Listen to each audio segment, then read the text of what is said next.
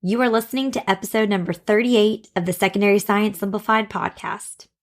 So a few weeks ago, I asked y'all on my Instagram stories what you needed to hear most on the podcast to feel ready for this new school year. And a resounding amount of you said you just needed a pep talk. After arguably the craziest 3 years in life as most of us have known it, it's hard to go into another school year filled with unknowns and running on empty, as I know many of you are. Well, I am here for you, teacher friend. In this episode, I'm going to channel my inner Coach Taylor and really my inner Tammy Taylor to encourage you and pump you up for another school year. Need some pep in your step as the school year picks up? This episode is for you. Let's jump straight in. This is Secondary Science Simplified, a podcast for secondary science teachers who want to engage their students and simplify their lives. I'm Rebecca Joyner from It's Not Rocket Science. As a high school science teacher turned curriculum writer, I'm passionate about helping other science teachers love their jobs, serve their students, and do it all in only 40 hours a week. Are you ready to rock the time you spend in your classroom and actually have a life outside of it? You're in the right place, teacher friend. Let's get to today's episode.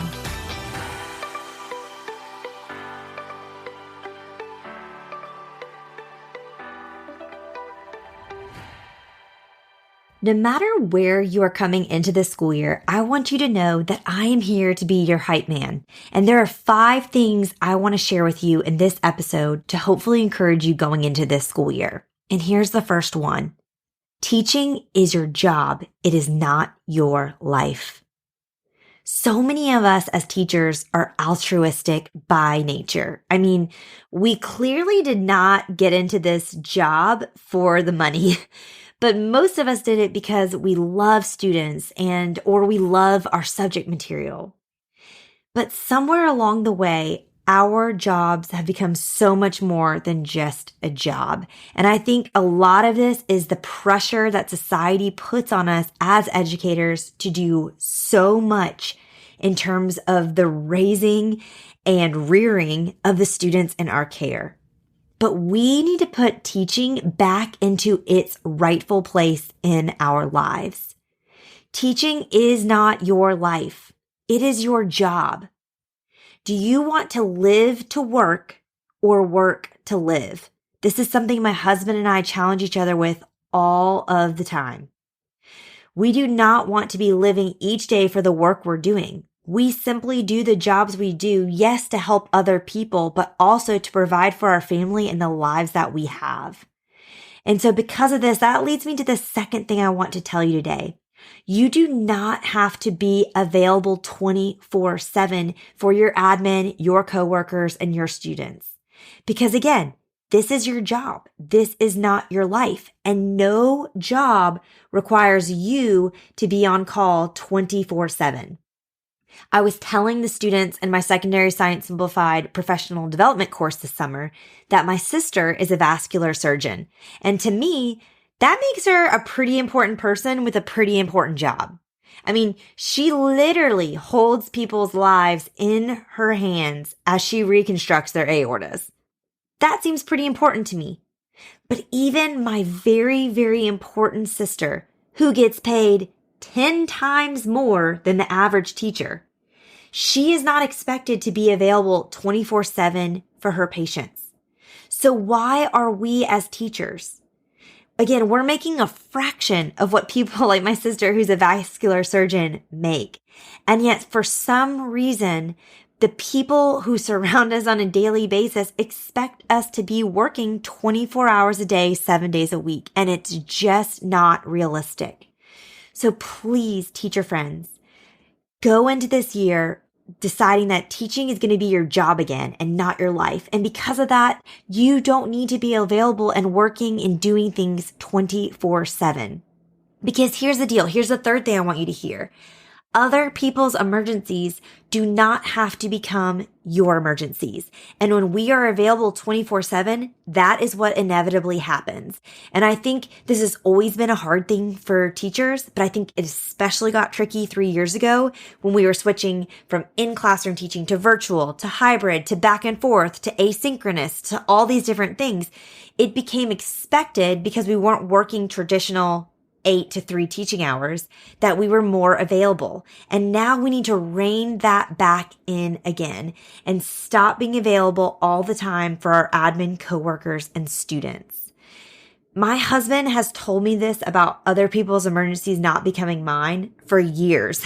And it took years of him reminding me of this truth until I finally listened to him and believed him.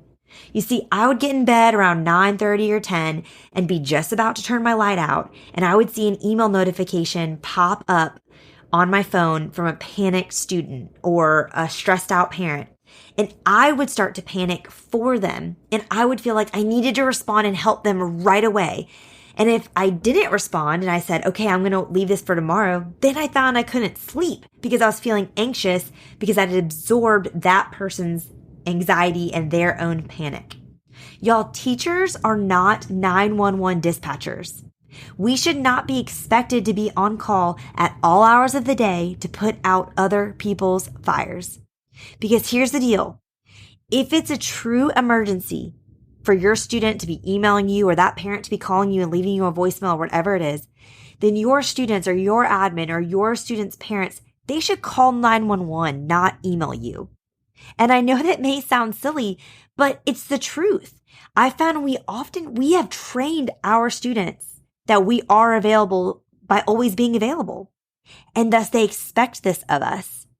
Don't do that this school year. Think back to when you were in high school. You were not emailing and calling your teachers at 9 p.m. and expecting them to respond to you. I mean, I don't know about you. I don't know when you went to high school, but I didn't have an email or anything like that. That was not something that I could do. And so now with all the availability of technology, we are so readily accessible that then we train students that we're readily accessible. I don't want you doing that this year. I want to tell you a little story about my children, my two oldest, Nan and T. They are 3 and 4. And it has been our mission this last year to teach T and Nan how to play together without us. They are built-in playmates, they're 17 months apart, and they can have so much fun together. But for the longest time, they didn't want to play apart from me. They wanted me, if I wasn't in the mix with them, to be right there next to them. That way, if there was any conflict whatsoever, I could intervene and help them make peace with each other. But you know what? That was not serving T and Nan. And we started this when Nan was 2 and T was 3.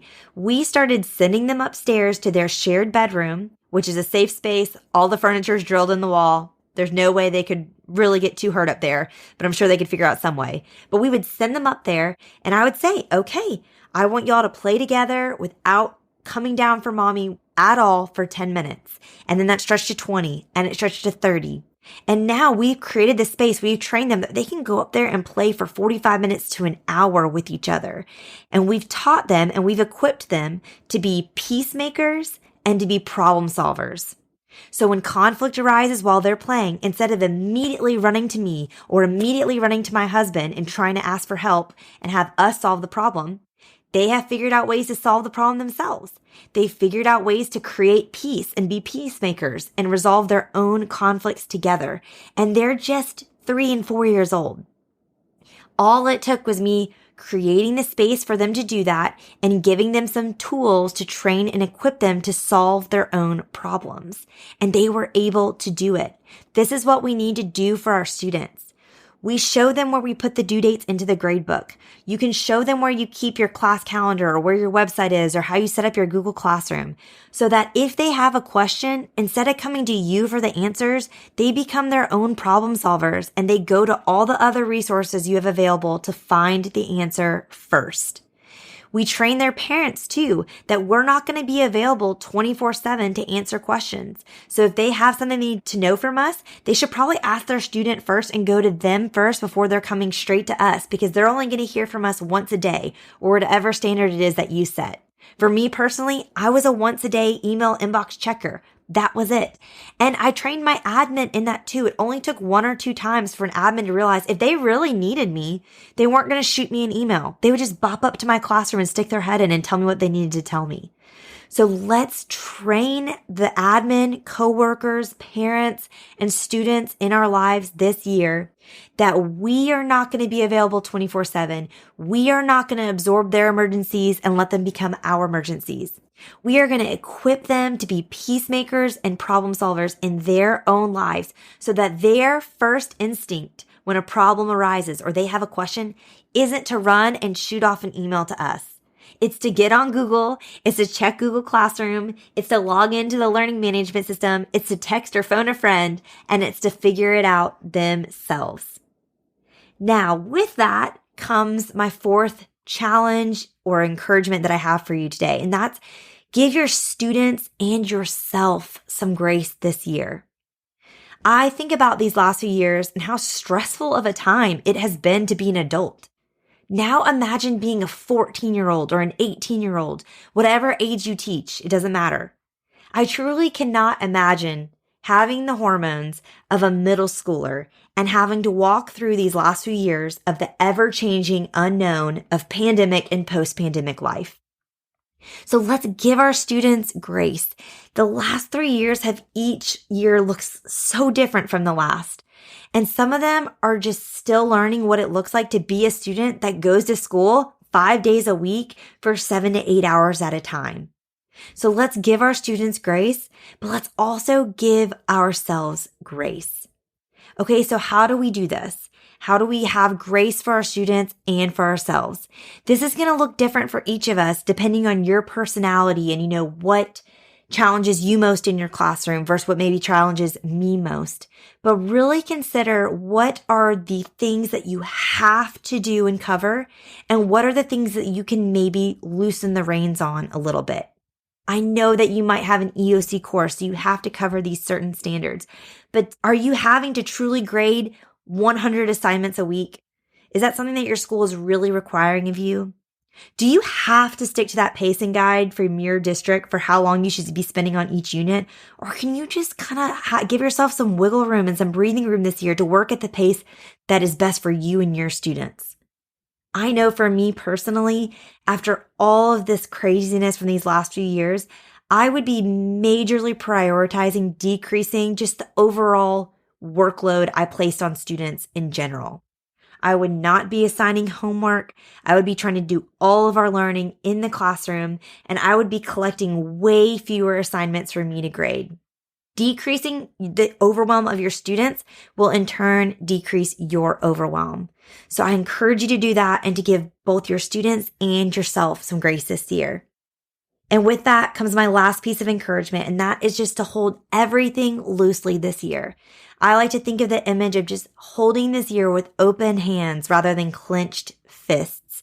Take on this school year one day at a time. Because here's the deal. Your students need you to show up every day and love and care for them and your subject matter. That is it. They don't need a perfect teacher. They don't need an Instagram-worthy classroom. They don't need 100 opportunities to show what they know in your graded assignments. What they do need is for you to care for them and for you to pass on some skills to help them be contributing members of society one day.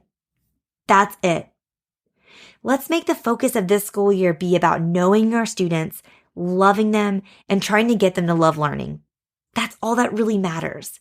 Whether they pass the EOC exam or their AP exam at the end of the day, those don't matter in the grand scheme of things. And I know your job may be at stake because of your EOC scores, or your students are financially investing in taking an AP class in the exam, so they need to pass so that they're not wasting money. I get that, and I hear you. But truly what matters the most beneath all of that is the relationships you build with your students. And that doesn't require a big budget or the best technology or online simulations or doing a lab every single day. It just requires humans committing to love and care for other humans. That's it. When I think back to my high school experience, I don't really remember a lot of really specific epic lab days. And I don't really remember what I made on all my AP exams. But I do remember the teachers that cared about me and really changed my life. And you can be that teacher for others. So if there's one thing I hope you hear today, it is that you are valuable and you have something to offer your students. It doesn't have to look like it has always looked. This job doesn't have to be your life, and it shouldn't be. The best thing you can do this year is show up for your students every day, care for them as best you can in your current season within your current capacity, and care about the subject matter you teach. That's really all you need to do. As always, I'm grateful for you tuning in and listening to today's episode. Anything that I mentioned link-wise can be seen in the show notes at itsnotrocketscienceclassroom.com/episode 38. And if you have a teacher friend who needs a pep talk before this back to school season, I would love for you to share this episode with them. If you're an Apple Podcast listener, all you have to do is click those 3 dots in the bottom right-hand corner and then just click the share button. That's it. And if you're a non-Apple listener, I know you've got a share button somewhere in there too, so you just need to find that and click share. Let's pump each other up this school year. All right, teacher friends, that wraps up today's episode. If you're looking for an easy way to start simplifying your life as a secondary science teacher, head to itsnotrocketscienceclassroom.com/challenge to grab your classroom reset challenge. And guess what? It's totally free. Thanks so much for tuning in, and I'll see you here next week. Until then, I'll be rooting for you, teacher friend.